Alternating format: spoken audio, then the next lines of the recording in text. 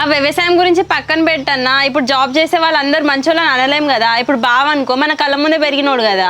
కాచెల్లి ఒక మాట, మనకి ఎన్ని కష్టాలు వచ్చినా చిన్నప్పటి నుంచి మనం చూసి రానే మన కష్టం చేసుకొని మనం బతుకుతాను. అయినా ఇప్పుడు ఇంట్లో బట్టలు ఏంది, ఇప్పుడు కొత్తగా వచ్చి పిల్లని చేసుకుంటాను వత్తాలి చెల్లె. ఆయన వాళ్ళకు ఇంట్లోకి ఇస్తే నా చెల్లి అయితే హ్యాపీగా ఉంటాను అనుకోవట్లేదు చెల్లె. మా అన్న కూడా అదే అంటాడు కాదరా కొడుక, ఇంట్లో కాంచి లోళ్ళు పంచాదులు అయినాయి చెల్లె, ఇప్పటికాంచి మంచిగా కలిసి ఉందాం పిల్లని ఇయ్యని అంటాడు. మా వాళ్ళు వచ్చి ఇప్పుడు అడుగుతూనే అన్ని గొడవలు మర్చిపోయి నా చెల్లెని ఇవ్వటం అమ్మ. అస్సలు ఇయ్యను, నా చెల్లె అయితే జాబులోనికి ఇస్తామ్మా నేను. జాబున్నోడైతే వాటినే చేసుకుంటాడు బిడ్డ. వాడు ఎన్ని లక్షల కట్నం అడుగుతాడో, నువ్వు ఎంతకెళ్ళి ఇస్తావు? కాదమ్మా, ఎలకలు ఇస్తానంటాను నీకు తెలియదు అని. మనకు 3 ఎకరాలు ఉన్నది, దానికి ఎకరా దీనికి ఎకరాలు ఎత్తా. బ్యాంకులో 10 లక్షలు ఉన్నాయి, అవి కూడా వాళ్ళకి ఎత్తా. ఇంకా డబ్బులు కావాలంటే అప్పు చేసిన వాళ్ళకి ఇస్తా. కానీ ఇలా వ్యవసాయం చేసుకుంటే మాత్రం అసలు అమ్మా నేను.